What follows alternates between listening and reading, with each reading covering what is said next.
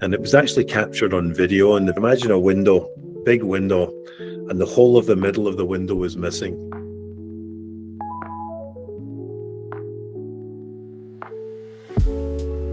I'm the founder of Scottish Stained Glass, and we have been based in Colorado and some other locations around the US for the last 35 years. The challenging repair that we ever did was a church in Dallas, and unfortunately there was some vandalism damage to the church.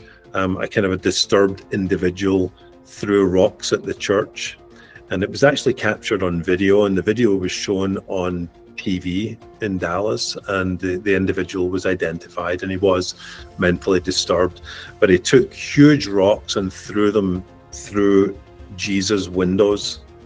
And then the church members came in the next day, and rather than put all the broken pieces in a box so that we could piece them back together again, they actually just took them and threw them in the trash. And the church was old enough that there were no photographs of what, if you can imagine a window, big window, and the whole of the middle of the window was missing. And there was one little tiny grainy photograph that somebody had taken in 1955 of a wedding party. And just in the background, you could see the kind of image of this Jesus. So we took that grainy photograph and we blew it up, and then we tried to draw our own lines as to where the image, the pieces would have changed from one color to the next, where the robing was, where the face was, and where the hands were. And we were able to piece the whole thing together. And when we installed it, they couldn't tell it had ever been broken. But it did take us probably 3 months to fix that one. And it was super challenging to try to just piece together a design that wasn't there anymore.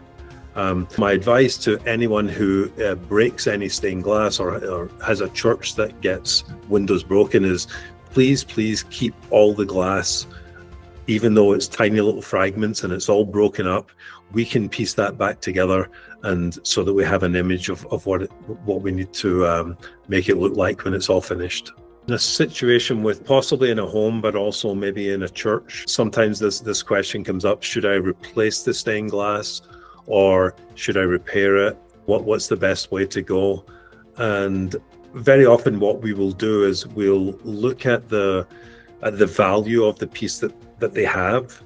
So if it's broken, then it's not going to have a whole lot of value. But let's just say, what would the value of the piece be once it's been repaired or restored? What would it cost to replace it, to make an exact copy of it, but a brand new window? And kind of compare those numbers, and then kind of make a determination as to whether they should just build a completely new piece or repair the one that they've got. And sometimes the older antique windows have a value above and beyond what it would cost to make a new one. It may cost $5,000, let's just say, to make a new stained glass window, but the one that they've got may be worth $10,000 once it's been restored, and it might only cost $3,000 to restore it or repair it. So in that case, it would be far better to do a repair and have a more valuable item at the end of it than it would be to do a replacement. We can receive pieces from anywhere in the country. When somebody ships a stained glass to us, I would just advise them to take it to have it professionally packed and shipped. Although the shipping in our direction isn't quite so important because it's broken anyway. So we're going to have to fix it one way or another. When we ship things back to people, then we very carefully pack them, and we pack them with foam on each side. Then they go in a crate. The crate goes on a pallet, and the pallet stays upright all the way until it gets to its destination. So that way we know that nothing that we ship out will ever be broken in shipping. You can never say never be broken in shipping, but more than 99% of the time it arrives there in good shape.